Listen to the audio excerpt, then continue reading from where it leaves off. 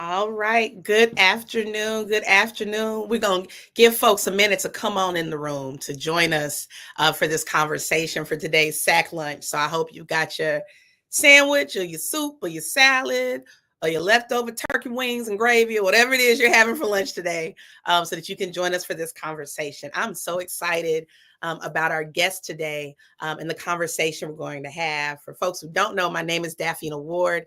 I have the honor of serving as Executive Director of Southern AIDS Coalition. And on behalf of the Southern AIDS Coalition team, thank you for joining us. And I'm excited to introduce our special guest in just a moment as we let folks jump on online. We hope that you are watching us. If you've registered through the StreamYard link, we are so excited that you made the time to register and be with us. If you're joining us on socials and just happen to stumble upon us, we're glad you're here too. And so we hope you'll stick around for this important conversation as we talk about stigma, as we talk about representation in this work, and as we talk about the way that we have to show up as leaders to make sure that our communities are taken care of. So thank you so much for joining the July edition of the Sack Lunch.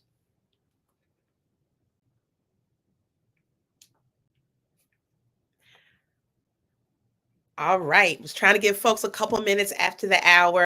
Our special guest today, hey there, Peyton. Our special guest today is Dr. Andrea Dunn with Let's Beehive. And we are so excited to have her. Sack Lunch is a part of our work at Southern AIDS Coalition, where we highlight the tremendous impact and the innovative work happening in the South through the Gilead Compass Initiative. And we are so appreciative of our impact partners, our grantee partners across the region who are just making amazing transformational change. So Dr. Dunn, you've been rocking with us for a minute in our work with Compass. So I want to give, before we dive in, got so much I want to talk to you about, tell folks about yourself, about where you are and the work that you do. And thanks again for being here. Yes, thank you so much for having me. I'm so excited to be here and just to share, a little bit about Let's Beehive, just a little taste of what we do and how we're spreading our honey love everywhere with HIV prevention, education, awareness services. That's essentially what we do. We are located here in Orlando, Florida. And, a lot of people think it's just Disney and Universal Studios and a lot of tourism, but Orlando is very diverse. This is home for me. And this is where I was born and raised, grew up, traveled a lot, came back home, and, really wanted to be able to put my imprints deeper here in Orlando, Florida, and really help and have an impact with some issues that we have here concerning the spread of HIV. All right. And super excited to be here. Well, we're so glad you're here. I'm so glad you're here. I've had the privilege of watching Let's Beehive. I've watched the hive grow, right, over the past few years, and so excited for that. So first, I know folks probably wondering, why is it called Let's Beehive? So tell us a little bit about how you all came up with the name and why that's significant. Yeah, so honestly, I wanted to do everything that we do, I feel like, is intentionally outside of the box and to be intentionally different. And so the name is an acronym for Let's Be HIV Educated.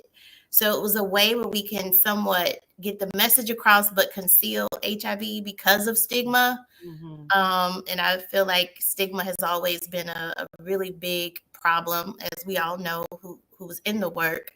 But a way where people can still have education, get the knowledge, but in a non-stigmatizing way. And so we intentionally did not include red in our logo for that. And then, there is research out there, because some people are like, well, what is the connection, with bees and HIV? And there was and still is some research going on related to bee venom having the ability to actually kill HIV. And so they just haven't really been able to formulate a package or a way that they can deliver it medicinally in order to help treat and possibly cure HIV. But there is a connection to bees and HIV and the ability of bee venom. And so we use the bee philosophy around, having a beehive and, having different populations come through the hive. But our goal is to basically bring people in, educate them, and spread awareness through pollination is what we like to call it here. So there's a lot of bee related philosophies and bee related terms that we like to use in order to help the branding and keep it fun and exciting, and just a way to be creative. I love bees. I love yellow. And so it's a lot of my personal ideas since founding the organization. But that's a little bit about why the name and how it ties in with Let's Beehive. Yeah. I mean, and then also thinking so much about the hive mind, right? And building community and the necessity of community to address HIV stigma. How have you all built community as Let's Beehive? Who is your community? Who's in your hive and who's been supportive of your work there in Orlando and beyond? Yeah, this is a great question.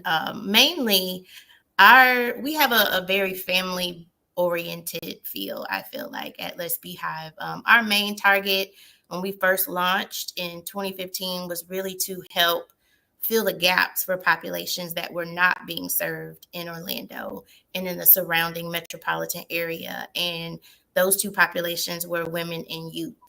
And so a lot of our programming and initiatives that we've launched and still do have been centered around specifically Black women, women of color. Those are our largest populations right now and are who we serve. And then in addition to youth. And so we partner strategically, try to build partnerships with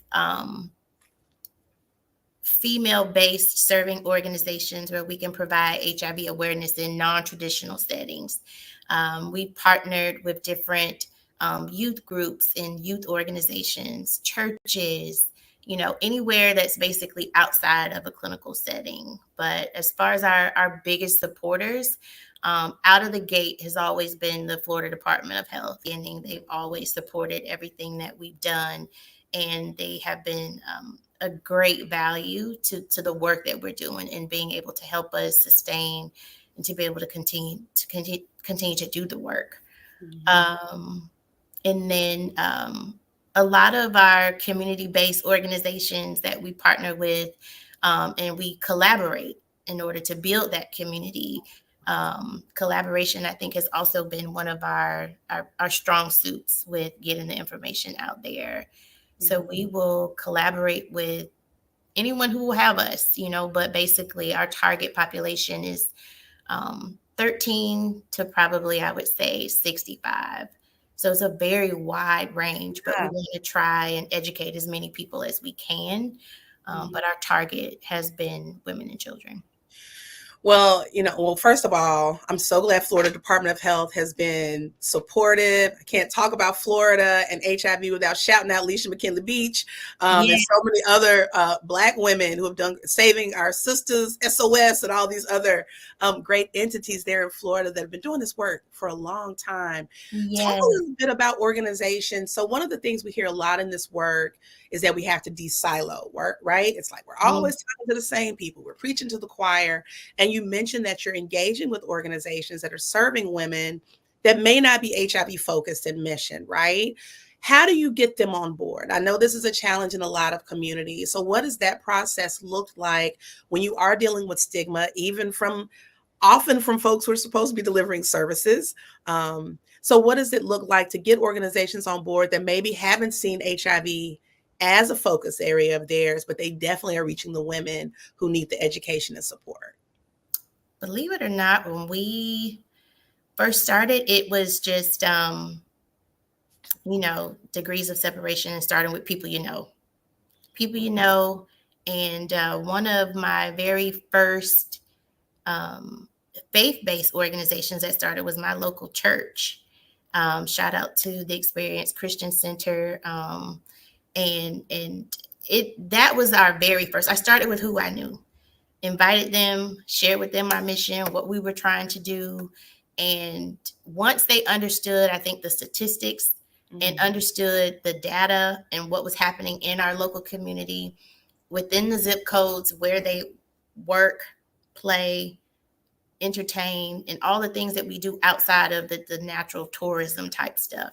But I think once they realize the impact that they could participate and have in with helping increase spread the awareness, it has just skyrocketed. And then we've gotten referrals from other people, other businesses, and other faith-based organizations. And so we really try to tailor our messages and actually have our community partners participate in some of the development of the programs that they would like to see and incorporate in their thoughts and their ideas. So once they start to see how their clients or their friends or their customers respond, and then to see that their business is a resource. So, for example, one of our business or community partners, they help us distribute condoms in barbershops. And so many people in the community know that those condoms are going to be there. And just through conversation of just either a flyer or brochure or something there, we educate the staff in that business or in that educational facility. So as conversations come up with the information there, they're equipped to be able to have conversations as well to talk about and help connect to resources. And so that has been really, really good. And then they come up with ideas.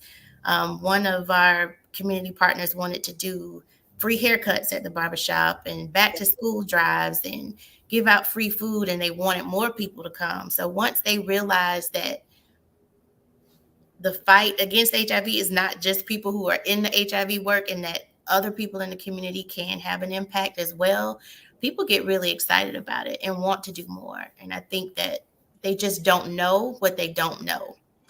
That's right. That's right. Like that opportunity for education is so critically important. And I would love to hear a little bit about what your programming looks like, because I think right now you are sitting clearly, I don't know what the middle of a beehive is called, but you're clearly sitting in the heart of Let's Beehive. So tell us a little bit. You clearly have lots of partnerships, are doing a lot of engagement and working with organizations around Orlando and in the area. What else are you all doing? What do you use that space for that you're sitting in, and what other programs are you all engaged in? Yeah, so this space is what I like to call. So our office is called the Honeycomb Hideout. So there's honeycombs everywhere. As far as our branding. And so I'm actually sitting right now inside of our classrooms, one of our classrooms. And we can probably teach about 15 to 20 people in this classroom that I'm sitting in now. And so with our funders and initiatives that we have, we will currently provide prevention education, prevention and risk reduction classes, condom negotiation skills through our sister to sister program. That's one of the most common ones that we do. But we've had birthday parties for, say, one of our Sweet 16 youth wanted to have a party here and invite her friends, and we all learned about sex education together, and the parents embraced it. So we've used this space for a variety of different things to incorporate education. It's been used for support groups for women and youth who are living with HIV. We've used it even for status neutral support groups.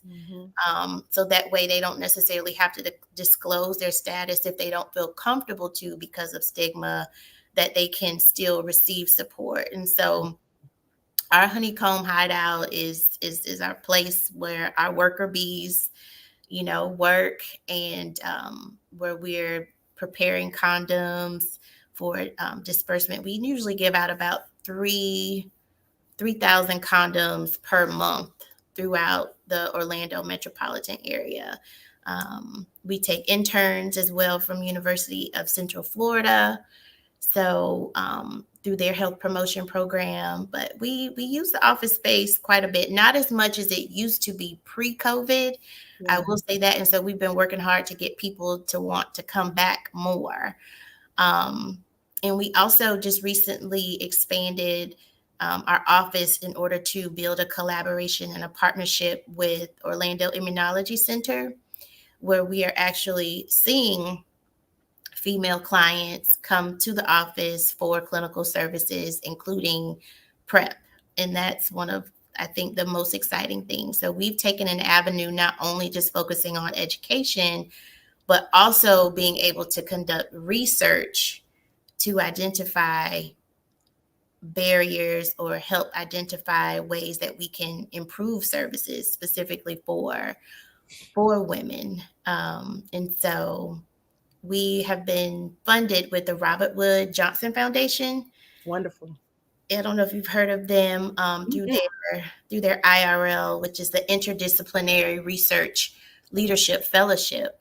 And I've had an opportunity to build a great relationship with two of my research colleagues, Dr. Shauna Stell Brown, Mhm. who is an assistant professor at Rollins College, as well as Dr. Rochelle Joe, who is also an assistant professor, but she's at University of Central Florida. And so we've taken a different approach. I feel like that's very different than other organizations. And we've been trying to tackle research to identify. And that's something, too, that we all know that oftentimes a lot of women um, haven't been able to participate in research, which is why oftentimes women weren't a part of some of the prevention trials and aren't really approved for women as of yet, i.e. Descovy. Yeah. And even Truvada took a little while for prevention in women. And so we've been able to, really identify some things in our community that I'm super excited about, Yeah. to be able to do something different. But our research projects have been tremendous, and we cannot wait. Our teams cannot wait to share the data that we've identified so far. Well, your research is exciting. Folks can find it online. Removing obstacles to HIV prevention for Black women in Orange County, Florida, right? And there's something that said there that basically said creating this culture where an HIV diagnosis is rare and the illness itself is manageable. And I just think that's such a beautiful framing of where it is we're trying to get in this work. Now, you said so much stuff. I got like 10 followers. So I'm just That's going okay. okay, because you do have so much good stuff. First of all, Sweet 16, sexual education, amazing. If y'all listening, y'all need to go on and write that down because you've been trying to figure out how to reach the youth. Y'all was telling y'all want to reach the youth, but then then we have old people. Anyway, so this is a way like that peer learning, that space for peers to celebrate and learn at the same time. Take the sting out of stigma and talking about sexual health is so important. And shout out to all the men who are on this program with us today. Like, thank you for joining us. I think I saw Daryl from Silver Lining and Derek, Alberto, JJ. So many men are on this call. Larry from a union project. Hey there. So we're so glad y'all are here and engaging in this conversation. I do want to take a step back because you used a term that everybody may not be familiar with. So can you explain what you mean by a status neutral approach? Yes. So status neutral basically means that irrespective of your HIV status, you can still receive support. And I think this is so, so important, Afina, because oftentimes I feel like the support groups that we currently see is only for individuals who are living with HIV. And But willing and in a position to disclose yes, and also HIV want diagnosis. to disclose. But because of the stigma and because of fear of how people may respond once their status is mandatory disclosed, that it prevents people from still receiving that network of support.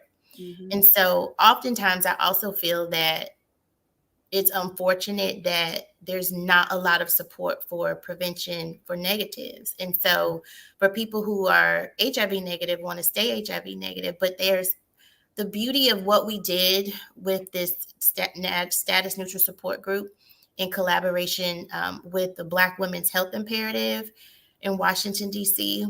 It was phenomenal. But to be able to have a support group where women who are HIV negative could learn from women who are HIV positive and vice versa.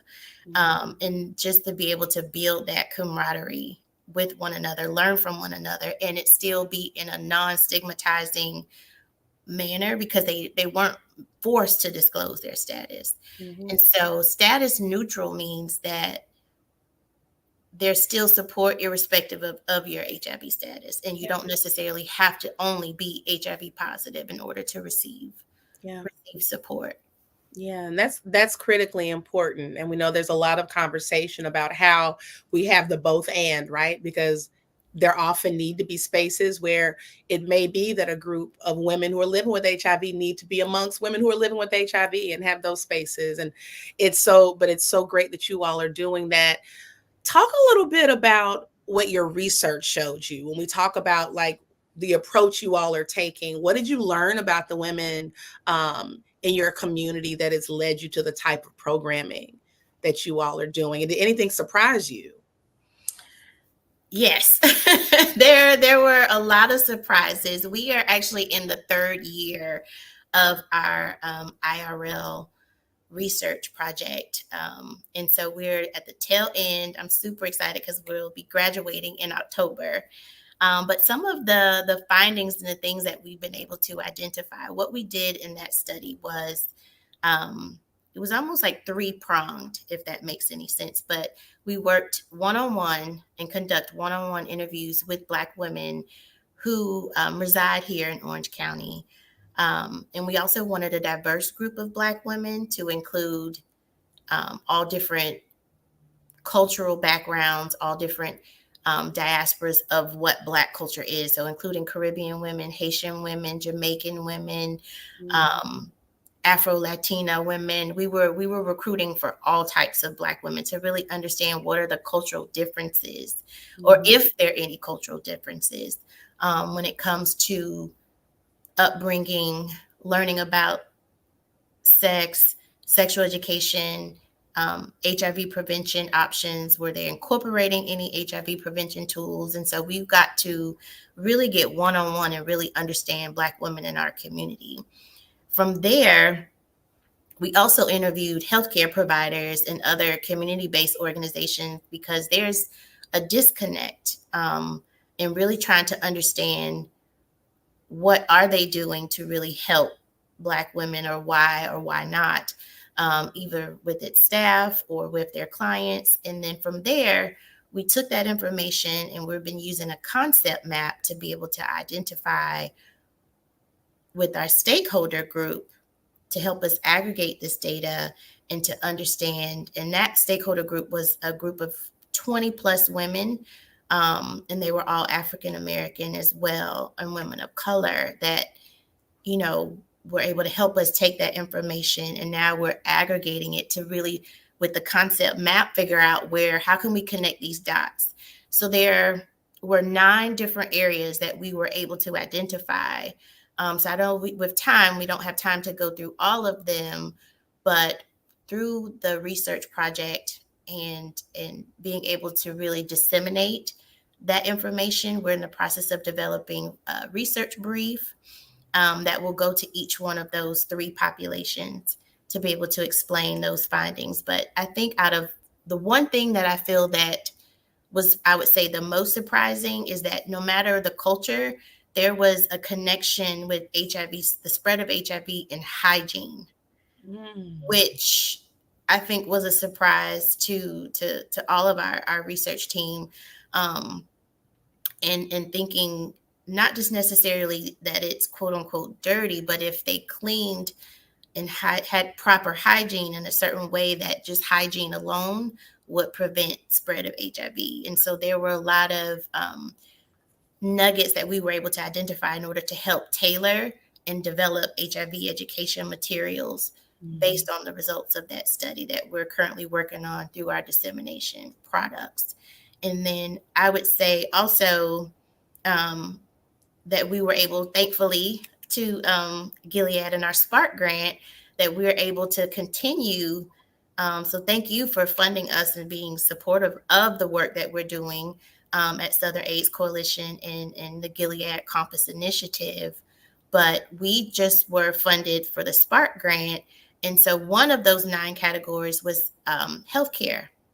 And a lot of the things that we were able to identify in the way Black women feel, which is not a surprise to what we see with maternal health, there's some similarities with Mhm. disparities in maternal health care as well as disparities in how women are treated in healthcare settings, Mhm. especially when they're seeking sexual health services.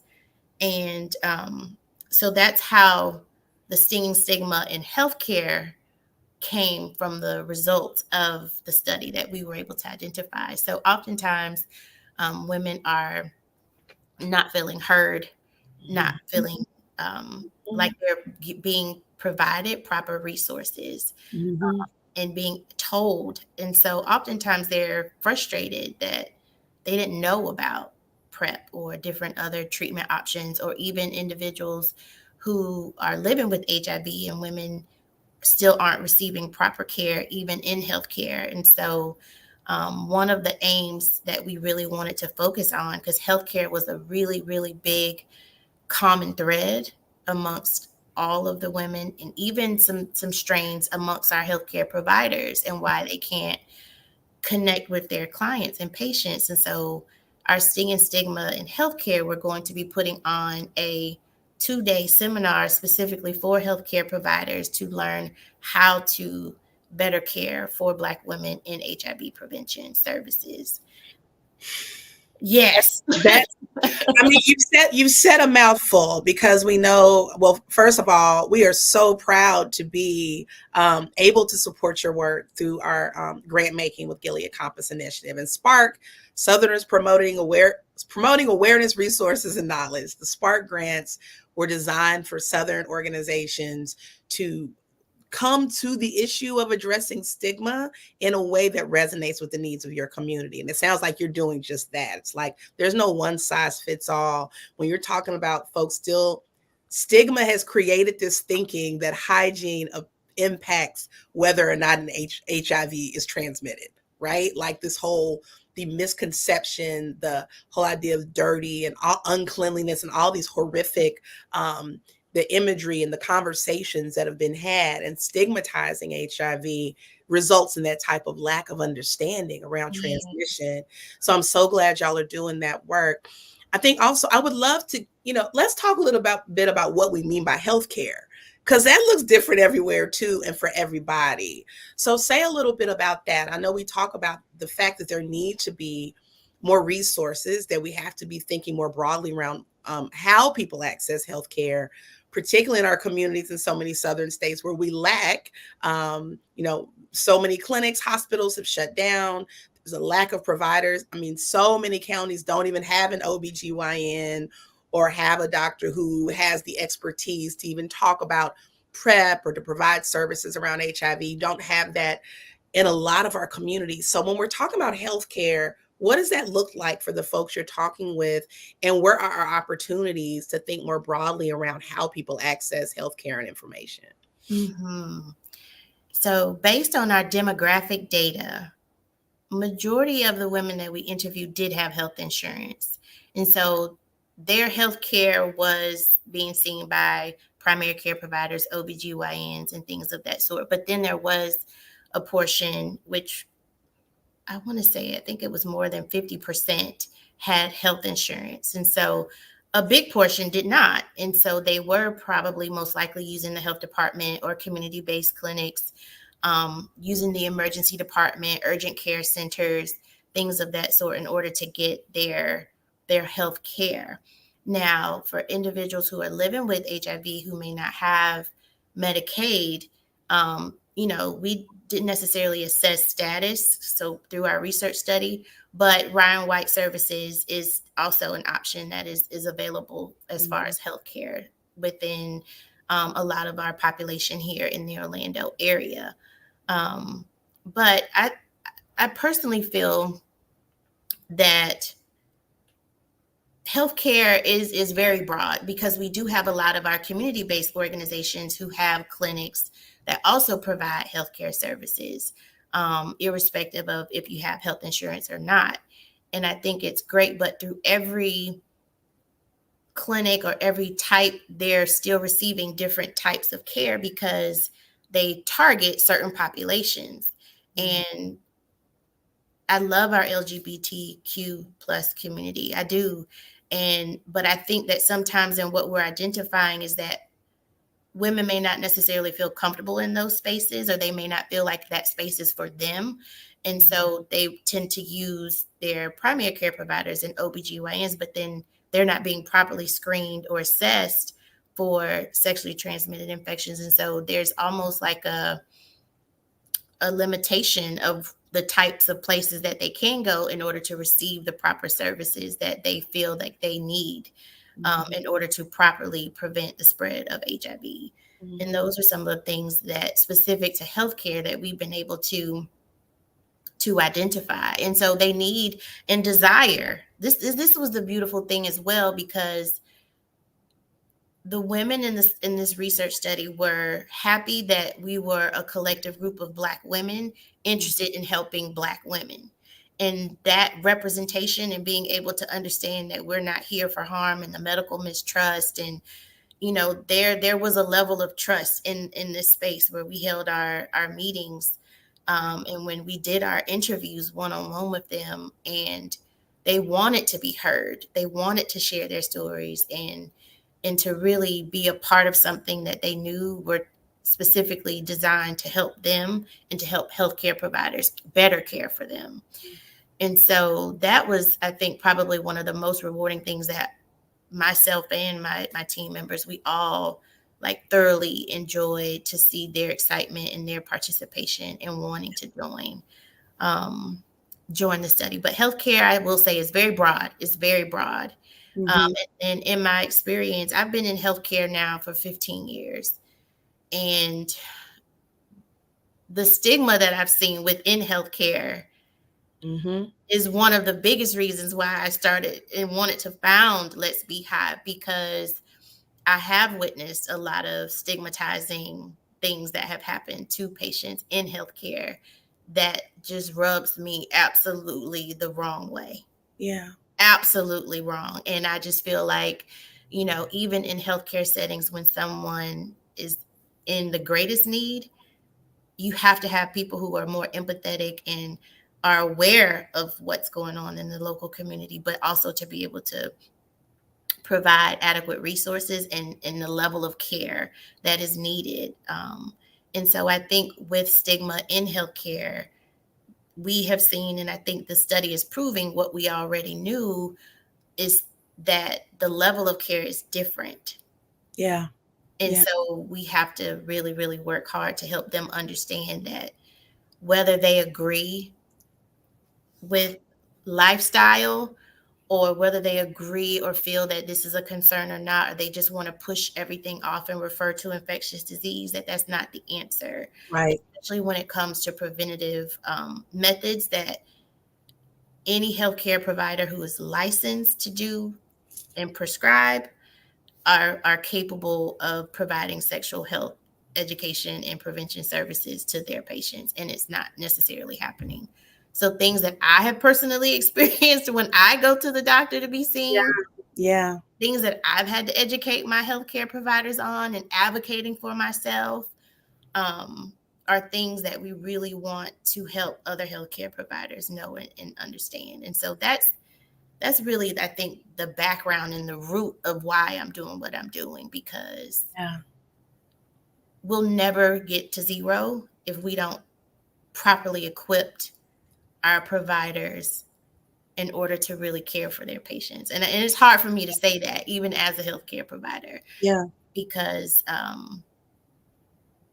they're doing great work. And like how you mentioned earlier, how there's a limited number of providers who's even going into this type of work. And so it's making it even harder. And there's a time limitation that we've learned from a lot of the healthcare providers who did share this information. It's not enough funding, you know, in this area. So there are a lot of barriers in place right now. And that's a really important point, because there is the interpersonal communication. That's that individual relationship a provider has with their patient. And then there are all these systemic barriers that make holistic care nearly impossible in so many settings where folks like, well, I only got 5 minutes.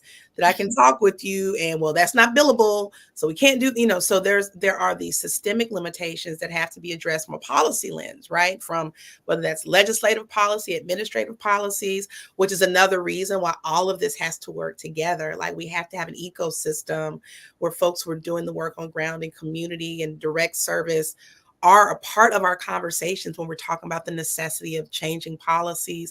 You bring up a really important point around the value of like the peer dynamic, or that shared lived experience in bringing people into the conversation. So I know that I believe last year you all got a big award at the HIV Prevention Biomedical Summit from NMAC, for the innovative work you're doing around PrEP. I was so proud to be there in Vegas and see you get that. Yay. But tell us a little bit about that work, because I mean, for those who don't know, you can Google PrEP in Black America and learn about the disparities around the access, the implementation, the utilization, all the things, and the barriers around pre-exposure prophylaxis in African American communities, and the work we have to do to change that. But talk about what you all have done, what you've done there around PrEP in Black women that could be a model for folks who may be listening in today. Yes, so honestly, that was probably one of our greatest highlights, like greatest moments of 2023. Was that? Yes, 2023. Yes. I had to think about it for a minute. This year is flying by, but yes, our biomedical Preppy Award. We won the Preppy Award for our She is Prepalicious HIV campaign that was funded by the Florida Department of Health. And what was the most unique thing about that is the women who were in the campaign were women who were from Orlando, women who, irrespective of status per se, but women who are in Orlando doing the work, and people who are trusted individuals in the community to know that if they see us doing it, that it has to be something really important. We were able to reach over 4.5 million people with that campaign locally here in the Orlando metropolitan area. And we did billboards, live, like hard copy billboards and digital billboards. We did mobile campaigns, mobile media advertisements, and it was amazing. We did social media, all type of media outlets. We were trying to help increase the awareness of PrEP and helping providers also know that PrEP is for women too. It's not just for our LGBTQ plus brothers and sisters. It's for women as well, not just for men. And that was one of our big messages, hey, PrEP is for us too. And I think to be able to see women and have that representation was so important. We were the first ones in Orlando to be able to have a campaign specifically for PrEP for women and for Black women by Black women. And it was, I think, so amazing. So we were able to continue the campaign through our She is Prepalicious HIV prevention program that has recently been funded by CVS Pharmacy, for us to be able to continue creating a PrEP ambassador program and being able to do things outside of Orlando in order to try and duplicate the things that we're doing here with building PrEP ambassadors to help provide resources and help connect people to resources. Because, I know we say, oh, education, right? And I feel like we can't harp on education enough, but it is beyond just educating someone, oh, this is PrEP, right? Like, we really have to get on the grounds, get to where people are and meet them where they are to help them understand how it could be a benefit to them. Yeah. It's completely different, but the campaign was amazing. And we're in the process now of developing more content and more curriculum. And so the research findings that we've been able to identify is incorporated in these programs that we're continuing to develop now for the future. So it's exciting. It's so exciting. And That's then so exciting. with our partnership with Orlando Immunology Center, so they're one of the oldest and most established, I would say, infectious disease clinics here in Orlando, and their PrEP clinic was only focused mainly on men. About 97-98% of their clientele is men. And so we collaborated with them in our She is Prepalicious program in order to help increase PrEP among women, to help improve their PrEP clientele to reach to women as well. And so that has been amazing. And we currently have women that I've actually been able to prescribe PrEP to. And I'm excited with the way that even the National HIV and AIDS strategy for 2022 and 2025, it incorporates the importance of involving pharmacists. Yeah. And how pharmacists are really not being fully utilized to our highest level of our license that we can do and help that fill the shortage of providers. And so to be able to have that opportunity with Orlando Immunology Center has been amazing, to continue the work from that campaign to now help women understand PrEP is for them. And they have the choice in this study. We're allowing them to choose which PrEP option they feel is best for them based on their lifestyle, as opposed to a provider. At least what we're studying is what is their preference and why, right? And then also trying to understand, do they feel more comfortable seeing a pharmacist in a community-based setting versus seeing a provider in an infectious disease clinic? And so the research that we're doing and being able to identify, what do women want? How can we better serve women? And then also, one of the things between these two studies with the IRL project is having flexibility when dealing with when serving women. And being flexible, especially when they're caretakers and caregivers and doing so much for other people, that having the flexibility with them and being able to meet them, as opposed to having standard operating hours. We're also trying to identify, is that a better system in order to improve care for women? I think that is a great segue to a question that Larry has asked us, which is, how can heterosexual men particularly, show up to support women in Florida, Black women, your work, your engagement? Where is the support? We so often when we talk about women, we often fail to talk about their partners, right? Or to engage their partners in these conversations. So what would you say? What you need from the brothers? Yes. Oh man, I love our Black men. So as a heterosexual woman, I think that a lot of men can do a lot to support women, especially in the work that they do. And I'll just be transparent, even from the findings from our research study that we found, and even from work that we've done in the community and things that we're identifying, things that's been published already in literature. Men have such an influence on women, whether it's dating and relationships, father-daughter relationships, family dynamics, in church, even though I know we have, great female pastors now, but there is a huge dynamic. And I wish that we had more men, irrespective of sexual orientation, to support Black women, but more specifically heterosexual Black men, and just men in general, but when you look at the rates of HIV transmission among women, 86 nationally, 86 to 87% is through heterosexual contact.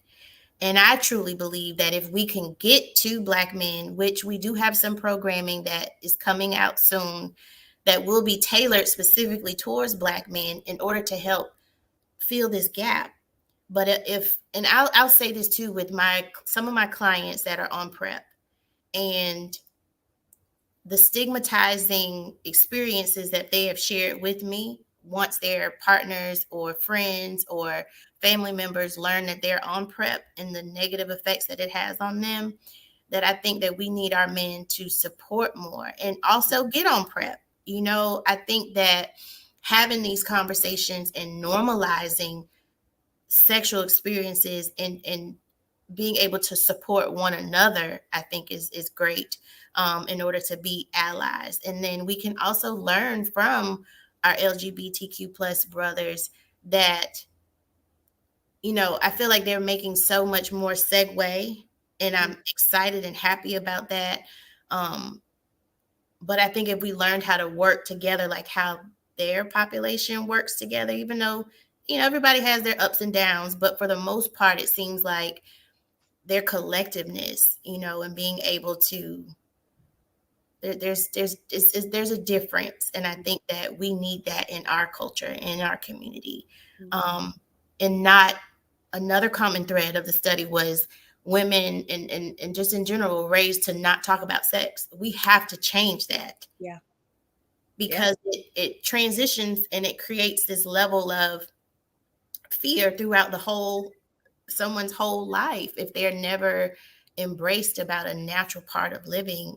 And that's how we all got here, because somebody had sex, that it's still a part of learning that body. And so I think as Black men supporting women as well as supporting their children, whether male or female, and making sure that we can create this family dynamic of being able to support them even through learning about sex. Yeah. I have a 10-year-old right now, and we have these conversations. That's right. And I want him to, he knows what mommy does, and he helps me pack our boxes that we distribute our condoms in. Like, he doesn't know everything, but he's aware that there are diseases. He's aware of what his body parts are and what sex is. And he understands some concepts, but I think that as parents, we have to start incorporating these conversations and normalize it. And fathers or men, even in healthcare or like in HIV settings, like I think it would be great. Like a lot of our male community partners, they're amazing. And I think that they could help us reach other populations and other male community-based, organizations or community male-driven, what am I trying to say? Like organizations, not necessarily fraternities or sororities, but just, male groups, and to be able to get into other pockets to help men understand that it's important for them to incorporate sexual health and education and prevention practices in their lives just as well. And I think if we get both people on board, both genders, then I do believe that our rates would go down. Yeah. I really do. I mean, there's so much work to do, and there's so much opportunity to build more collaboration, coordination, men, women, our non-binary siblings, and everyone from a range of experiences. There's so much to learn from each other. Yeah. And there's nothing wrong with saying you share that lived experience. So you may be the better person to engage this group, engage this community, and let's get everybody to the table. But you bring up an important point too, because I think we often assume that whatever community we're talking about, that folks have the same interests. Because, so often we talk about, we're going to talk about HIV and Black women. Well, it's going to be pink and we're going to have brunch, right? It's like all Black women don't want to do that, right? So it's like, how do we create these spaces where we get out of like these gender stereotypes too, to have more of these conversations? So I think you make an important point. You got to have the right partner for the right moment in the right community. I'm going to switch gears because I know we're coming towards the end of our time. And if you have questions, please throw them out there. We want to answer them. I know y'all are just amazed by what you're hearing from Dr. Dunn and the work of Let's Beehive. And shout out to Diana for putting the information out there of how you can reach them, follow them on Let's Beehive, go to letsbeehive.org. Look at that. Right there on your screen. So please follow them and learn more. Dr. Dunn, is there anywhere else that folks should be looking to learn about your work, your socials, your website? Is there anything coming up that you want folks in Orlando and beyond to know that you guys have going on? Yes, thank you so much again for this opportunity. And we are in the works of seeking ambassadors So we are branching out of Orlando. So we're searching for 10 ambassadors here in Orlando, male or female. And we're also looking for 10 people in Tampa, Jacksonville, Fort Lauderdale, as well as Columbus. So we may have one in Atlanta, but I'm not sure. So I don't even want to throw that out there just yet. But we are actively looking for um, prep people who want to be prep ambassadors to help us spread the word and help connect people in those cities. So we're trying to target some of those high priority areas that's a part of the ending the HIV epidemic in collaboration with our sponsor, CVS Pharmacy, to help us to expand our She is Prepalicious program outside of Orlando. And so that's, I think, one of our biggest initiatives that we're doing. And then with the Spark grant, we're looking for, at minimum, we're hoping to get it. Our goal is 75 healthcare providers who actually are here in Orlando, so that way we can properly educate them on the needs of what the community is asking for and better ways that they can prepare and care for people who are seeking HIV services, specifically Black women who are seeking sexual health services. And so those are the biggest things. Please follow us on Instagram at Let's Beehive.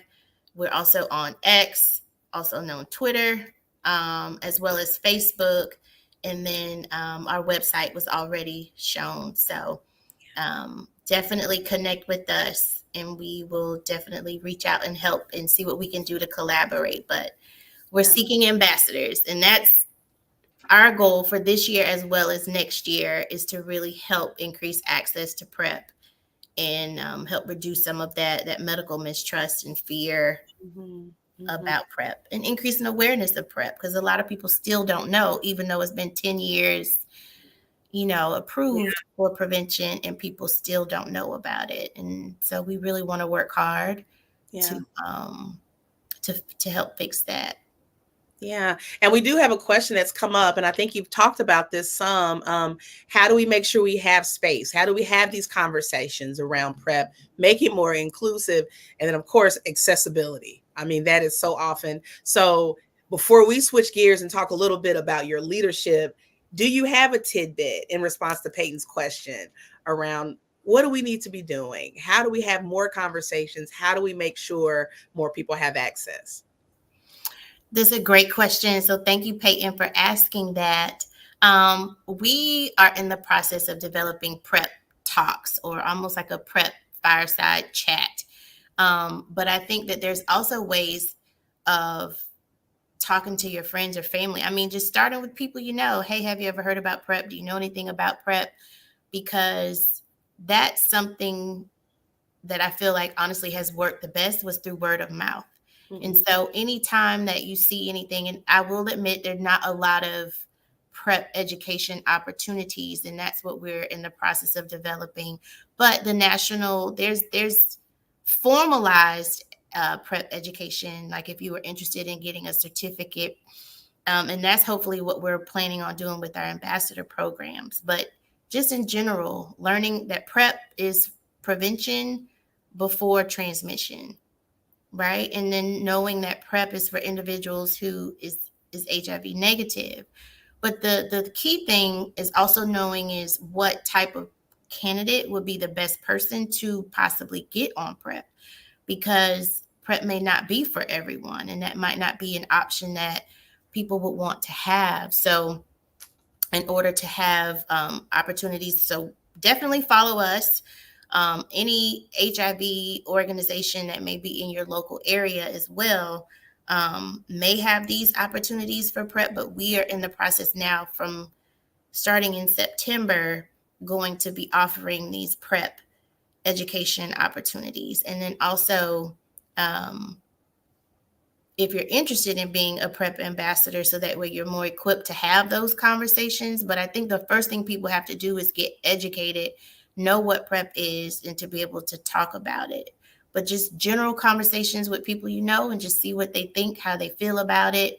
If you're dating in relationships in a marriage, just really just talk about it. Have you ever heard of it? Do you know what it is? Do you know the benefits of it? But I think it's hard for individuals to have those conversations if they don't know enough about PrEP themselves. And so Yeah. that's something that we're definitely working hard to do. If you have any ideas as well, definitely hit us up on Instagram, and then we can definitely try and collaborate and figure out what we can do, even if it's just something with your individual network, and then helping us share it. And that's what we're hoping that the ambassador program will do, is help give more opportunities for people to learn about PrEP, and having more PrEP people who are outside of the HIV work, people that are equipped to have those conversations. And so I would highly encourage you to reach out to us. So then that way, if you want to be an ambassador for our program,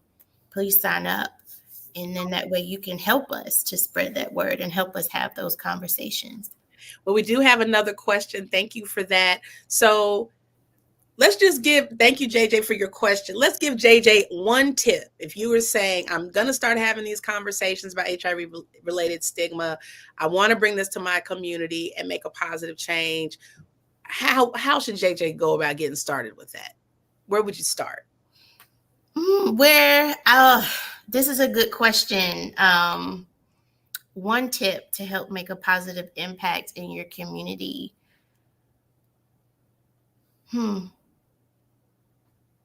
I know we're focusing on stigma awareness. And one of the initial things that we really have to work hard as a first tip is helping to reduce the fear of just saying HIV and prevention at the same time. People are still very stigmatized with understanding HIV and understanding that there may be vulnerable to HIV transmission, especially depending upon where you are geographically. But one tip about reducing stigma is helping people, I think, to understand that it can happen to anyone, and that PrEP is 99% up to 99% effective if taken as prescribed, and if taken as you're supposed to, or as intended to be used that way in order to properly prevent the spread of HIV. But it is very effective. And I think as far as people know and understand that it has nothing to do with the syphilis and Tuskegee trials, that this is not that. And I think there's a level of fear, medical mistrust. And so I would say just really helping people try to reduce their fear of even knowing or not knowing what PrEP is, or what the HIV rates are that may be in their community. But HIV can affect anyone. And I think if anyone is engaging in condomless sex or engaging in substance use, that PrEP is a tool that can prevent the spread of HIV through those routes. So I think just as one tip, you can maybe even do a introduction or like an info session to inquire, or maybe even just ask on social media, hey, what do you know about PrEP? What would you want to learn about PrEP? Yeah. To kind of feel people out. I will say also, I love Reddit as well as Quora online, where I can see what are types of questions that people are asking related to PrEP. Mm-hmm. And I also peruse and look on social media. Our team, shout out to Diana. She's here with me today. And we look for things in order to help address some of those stigmatizing messages, or in order to help clarify confusion. But when it comes to the prevention, I think it's very confusing for people to understand that some of the same medications that's used for treatment can also be used for prevention. Yeah. And so I would encourage you to start there and maybe just see what it is that people may want to know, and then what can you do. And maybe we can, like I said, do a virtual session where we've actually done a 3-part prep education series specifically for women that Diane and I have been able to do. And so we're in the process of scheduling more of those. So definitely follow us on social media. Invite your friends to some of these education opportunities that we'll have, and then look for other opportunities that may be in your geographical area, to see what you can do to partner with organizations that may be similar to Let's Beehive. That was you gave JJ more than one tidbit, but all of it was good. So I'm glad you did that, and I know we're wrapping up and come. This has just gone so fast. It's been so great. I know. And I'm so glad when you that you brought up medical mistrust, that you brought up the federal government's experiments at Tuskegee, that you brought like stigma often is so driven by like all these underlying layers of misinformation that have often been passed down, right? Generation to generation. We just add more and more things on top of it. So getting to that root cause and that root of understanding is so important. So I know we're coming to the end of our time. So I have to say that Let's Beehive, your leadership as an emerging leader who has built something in response to what you knew was needed in your community. This is really what the heart of our work at the Gilead Compass Initiative, our work and all of our coordinating center partners is all about. It's really about identifying, supporting, helping to come up with strategies to sustain the important work of orgs like yours. Can you talk a little bit as a founder? I mean, that's a whole nother hour, but as a founder leading an organization, talk a little bit about how your work with Compass has benefited you in your organization as a leader. And then also just whatever else you want to share, if you have any tips around folks who are on their own leadership journey and meeting the needs of their community. This is such a good question. I honestly do not think we would be as far as we are if it was not with the help of the Gilead Compass Initiative. Let me start there. I have been so grateful for the support that we've received. And from the very, very first training that we received was a grant writing seminar through the Emory, the coordinating center through Emory University, and that was Power Institute, where we were able to learn the nuances of grant writing. And once I learned those skills, because I will admit, I did not have any nonprofit background when I had the dream and the vision to start Let's Beehive. And so if there's anyone out there that is listening or may have an urge or an idea or a concept that you really want to get out there and help your community, like, you can do it too. I was in healthcare, saw a problem, and I wanted to help solve it, but I didn't necessarily know the how to do that. And so the Power Institute taught me how to write grants. And I'm a great writer. And from there, I just was able to really learn and build that craft. And I started writing grants. To this day, I'm the only one who writes grants for Let's Beehive from the information that I learned from that seminar and through that training. And so we've been funded. This is actually our 4th grant or training. We had 2 trainings and 2 grant opportunities with Gilead. And so I'm very excited about that. And then for anybody who really, really wants to make a change, like, just know that you can do it. It's going to be hard. You might feel alone.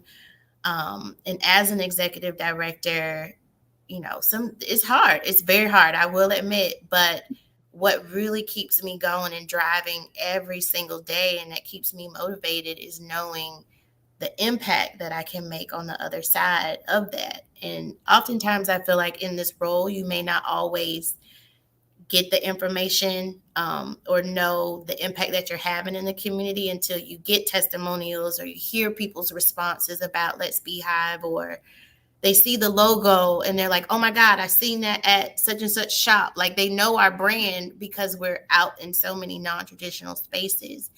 But whatever it is that you may have, like, be intentional, go all in, just do your best. Don't look back. Don't look at what other people are doing.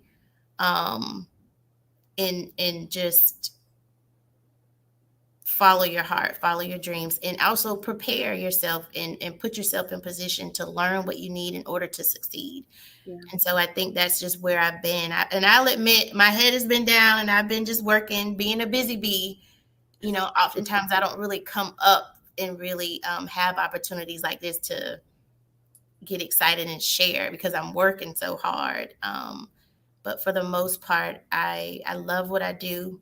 I'm looking forward to continuing to see the growth with Let's Beehive. It's definitely more than the thought that I had at the kitchen table 10 years ago. But it's you know, what's meant for you, you'll figure out how you can do it in order to make a great impact. And you'll find your tribe. You know, I honestly feel like I had to find what works and find out who will support the cause and who will help us to reach those goals, to help better reach the people in our community. And I think the same thing would happen to others as well. So yeah. I can't think of a better way to close than that. You're going to find your tribe. If it's meant for you, it's for you. And don't be scared to do the work. Don't worry about what other folks are doing. Learn from other people. But we know that comparison is the thief of joy. So if you know that there's a need, surround yourself with the support so that you can get it done. Dr. Andrea Dunn, thank you so much for your time today. And I just have to say, I'm tremendously proud of you and Let's Beehive. And I know that story. Your head is down, you're getting it done. You don't even realize you're being innovative and inspiring folks and doing all that because you're just doing the work. yeah. But you are doing tremendous work, and we are honored to call you a partner in this work. And so thank you for taking the time today. Please, folks, join us again next month for the SAC Lunch. Please follow Southern AIDS Coalition on our socials if you aren't already. We want you on our mailing list. We want you to be a part of this work across the South. And we are just so tremendously proud to be able to do this work with so many great partners. And special shout out to the other Compass coordinating centers. We heard about Emory, and we've also got our friends at the University of Houston, Wake Forest. We are so appreciative of all of you. GLAD, AIDS United, all the good folks who are doing this work. Just keep it up and keep it moving. And I just have to say, from my background, my sister, Dr. Dunn, and I agree that pink and green is very popular this week. So it was only appropriate to have it in the background. All right. And on that note, y'all keep doing the work. We are Southern AIDS Coalition. We are regionally focused, hoping to make a national impact, and we appreciate each of you. Take care of yourselves. Thanks.